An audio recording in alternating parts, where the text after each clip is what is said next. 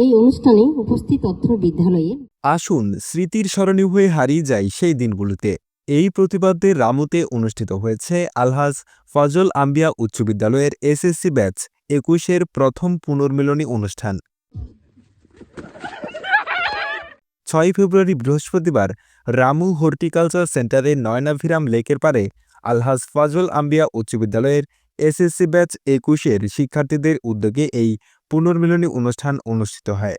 ওই দিন Ramu horticulture centre ২১ ব্যাচের শিক্ষার্থীদের পদচারণায় মুখর হয়ে ওঠে।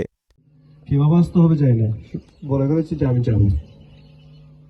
ঐতিহ্যবাহী বিদ্যালয়ের এই ব্যাচের পুনর্মিলনী উৎসবে সাবেক শিক্ষার্থীরা মেতে উঠেছিলেন আনন্দে, যেন খুঁজে পেয়েছিলেন নিজেদের শৈশব। প্রাণে বিদ্যালয়ে মধুর মিলনে সতীর্থরা একে অপরের সঙ্গে কুশল বিনিময় ও কোলাকুলির মাধ্যমে বন্ধুত্বের নতুন বন্ধন তৈরি করেন।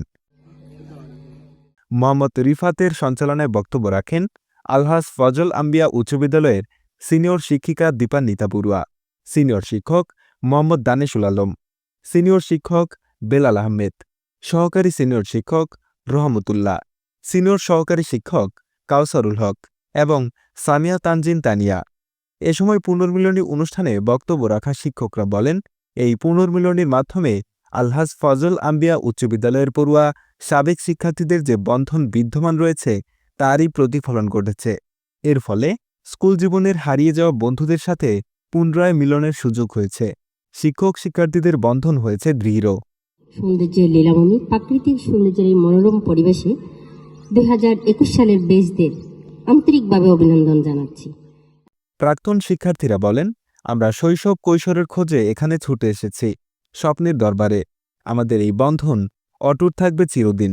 ও জীবনের মূল্যবোধ। প্রিয় শিক্ষকবৃন্দ, আমাদের সমস্ত নিউজ ডেস্ক, রামু খবর 24। আপনাদের অবদান অনস্বীকার্য। আপনার